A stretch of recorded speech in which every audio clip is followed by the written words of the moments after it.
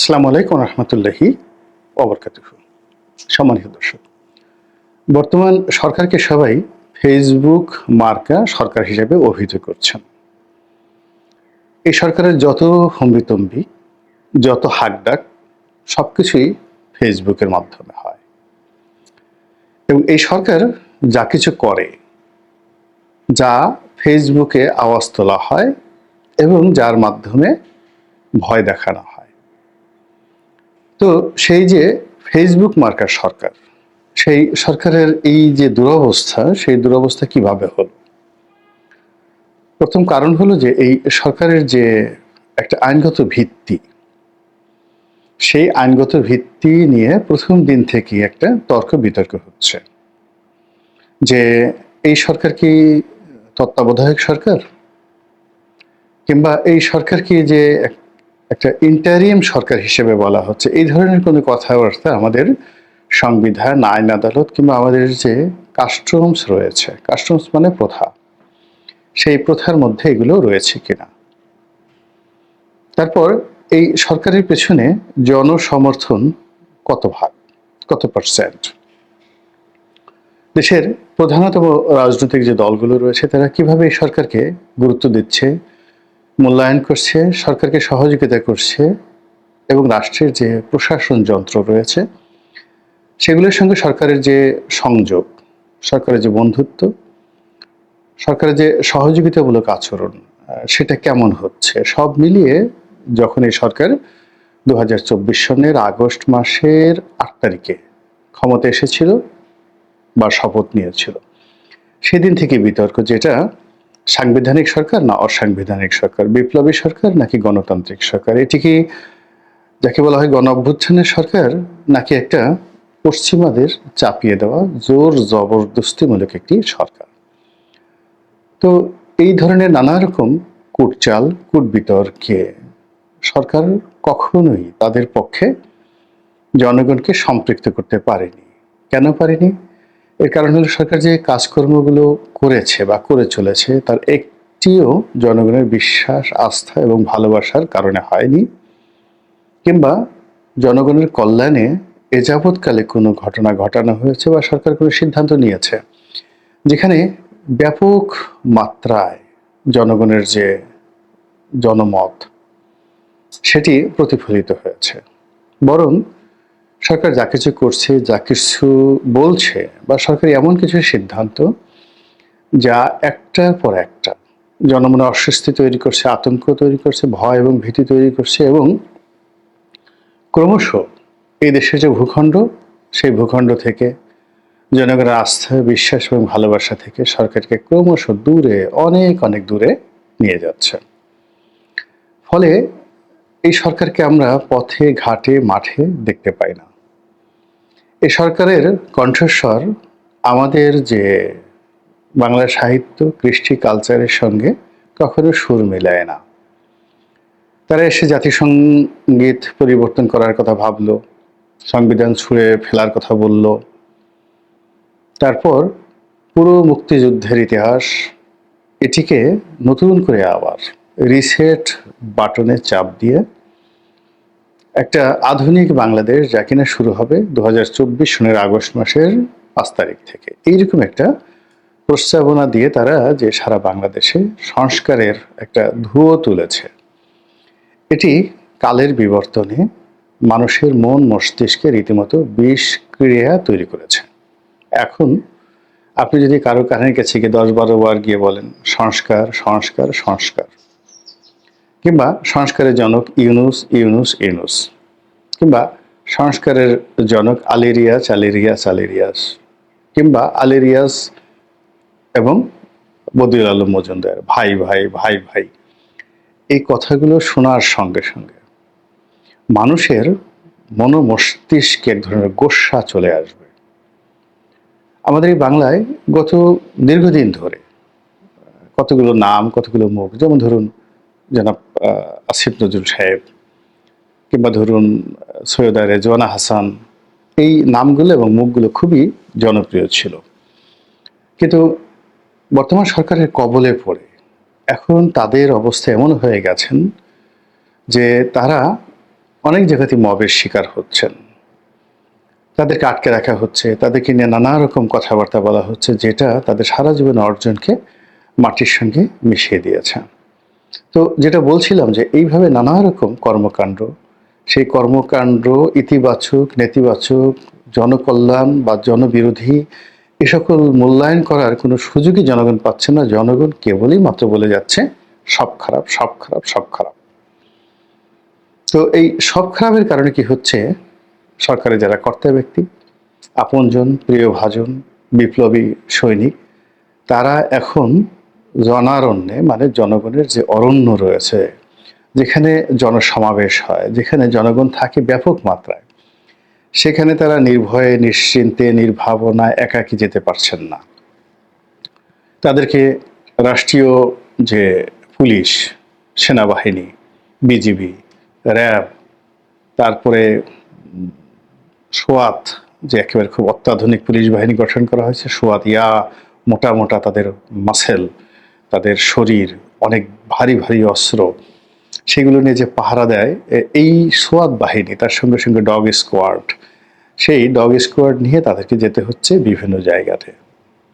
এর বাইরে একাকী আকাশের চাঁদ দেখার সুযোগ তাদের নেই, তারকা গণনার সময় তাদের নেই।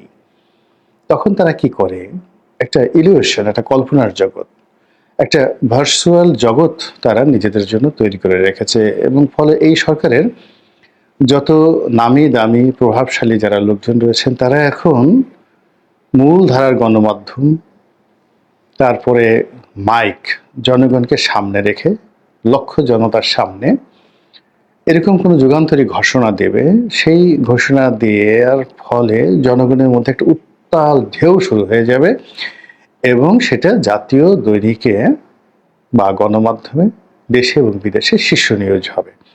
এরকম পরিস্থিতি নেই। তারা মাঝে মধ্যে ছোট ছোট জনসমাবেশে উত্তেজনাকর কিছু বক্তব্য দেন, কাউকে উদ্দেশ্য করে গালিগালাজ করেন, নেতিবাচক কথাবার্তা বলেন, এবং সেগুলো গণমাধ্যমকে উত্তাল করে, জনগণকে বিক্ষুব্ধ করে, এবং এতটা বিক্ষুব্ধ করে যে জনগণ তাদের সেই যে বিপ্লবী ভাই যারা জুলাই আগস্টের বিপ্লব যুদ্ধ, তারা যেভাবে ট্যাঙ্কের সামনে, বন্দুকের সামনে জীবনের মায়া ত্যাগ করে দাঁড়িয়ে গিয়েছিল ঠিক একটি বছর আগে, এক বছর পরে এখন এই যে বিপ্লবীদের কথা শুনে নতুন বিপ্লবী তারা উত্তাল হয়ে যাচ্ছে, নতুন একটা বিপ্লবের কথা বলা হচ্ছে। তো এই যে আমাদের যে জনসমুদ্র, আমাদের গ্রামগঞ্জ, কিংবা সেই যে আকাশ বাতাস, সব কিছুতেই ঠিক ওই যে নুরুল দিনের সারা জীবনের মতো, যেখানে কবি শামসুল হক বলেছেন যে আকাশে এত সুন্দর একটা ধবল চাঁদ উঠেছে, পূর্ণিমার চাঁদ, সারা পৃথিবীতে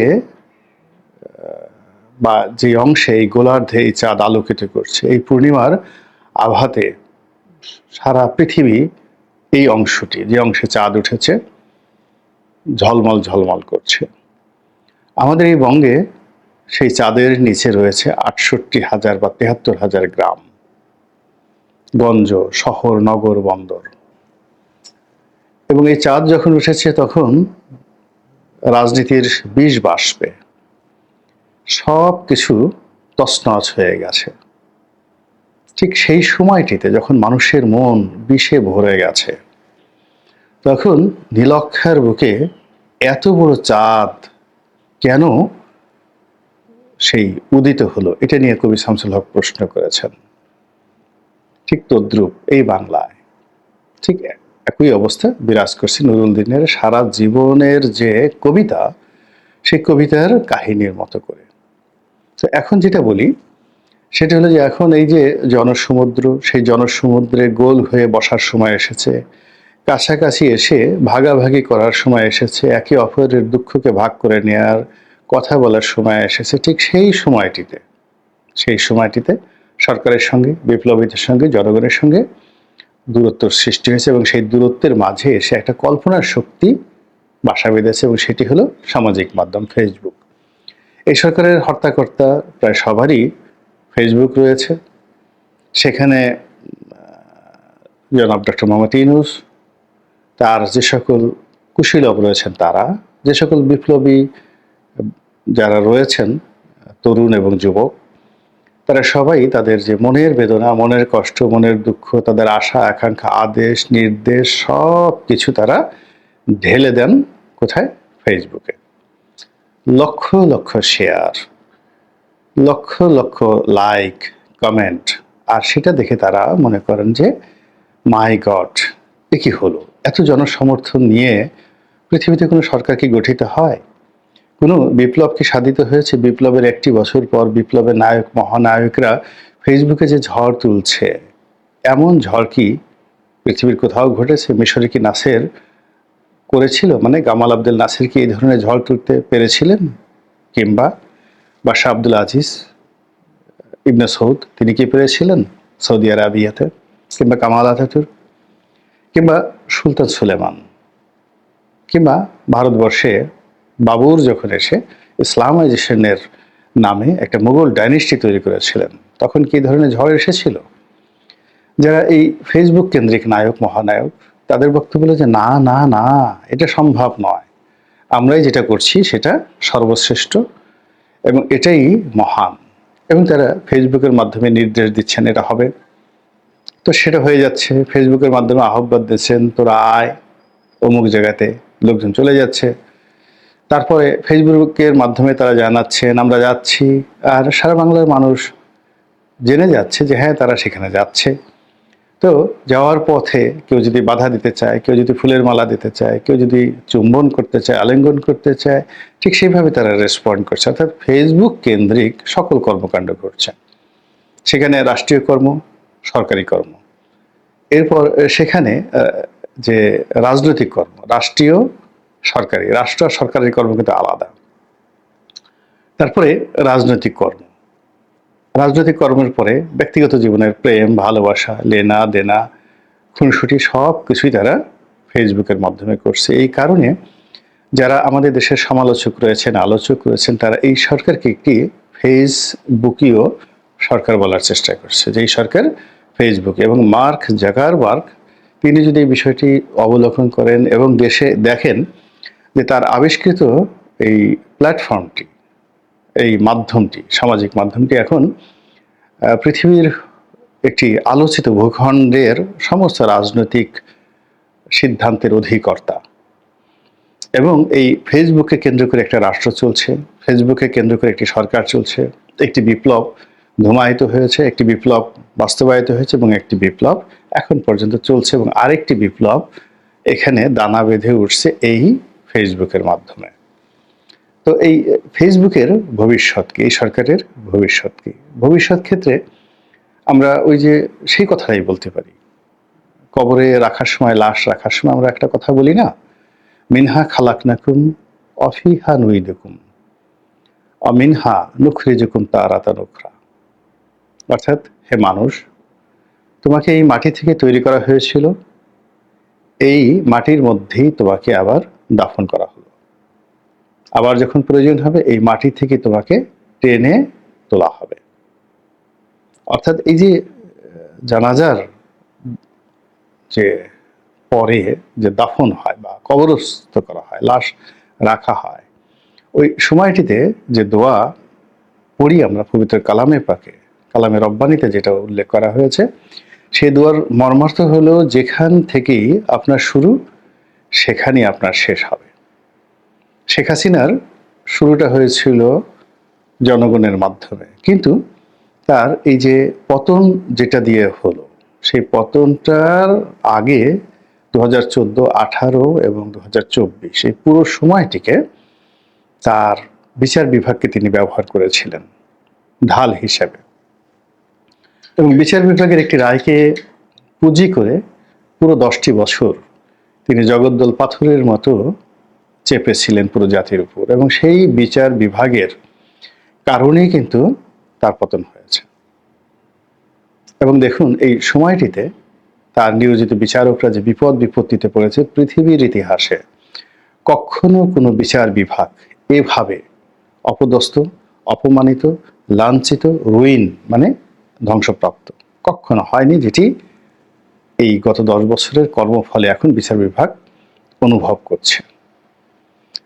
তো সেই দিক থেকে আপনি যদি ধরেন যে বর্তমান সরকারের উত্থানটি যদি গণমাধ্যম হয়, তারপরে দেশি বিদেশি সংবাদ মাধ্যম হয়, যদি সামাজিক মাধ্যম হয়, ফেসবুক হয়, অর্থাৎ যেটি দিয়ে তারা আজকের অবস্থানে পৌঁছেছেন, যেটি দিয়ে তাদের উত্থান হয়েছে, ঠিক সেটি দিয়েই তাদের পতন হবে। আপনি দেখবেন যে হঠাৎ করে বিদেশি গণমাধ্যমে এমন একটা খবর চলে এসেছে, বাংলাদেশি গণমাধ্যমে এরকম একটা খবর চলে এসেছে, কিংবা সামাজিক মাধ্যমে এরকম একটা খবর তারাই করেছে, মানে আমাদের করতে হবে না বা বাইরের কাউকে করতে হবে না, এই সরকারের কর্তা ব্যক্তিরাই করেছে, বলেছে। সেটার প্রতিক্রিয়া ঠিক সেই শেখ হাসিনার রাজাকারের বাচ্চা কাচ্চা বা রাজাকারের নাতিপুতি, এই শব্দটা যেভাবে সারা বাংলাদেশকে তোলপাড় করে দিয়েছিল, ঠিক ওইরকম একটা পরিস্থিতি তৈরি হয়ে যাবে এই ফেসবুকের মাধ্যমে। আর তখনই আপনি বলতে পারবেন, মিনহা খালাকনাকুম ওয়া ফিহা নুইদুকুম ওয়া মিনহা নুখরিজুকুম তারাতান উখরা, যদি মনে থাকে। মহান আল্লাহ আমাদের সবাইকে হেদায়েত দান করুন এবং হেফাজত করুন। আসসালামু আলাইকুম ওয়া রাহমাতুল্লাহি ওয়া বারাকাতুহু।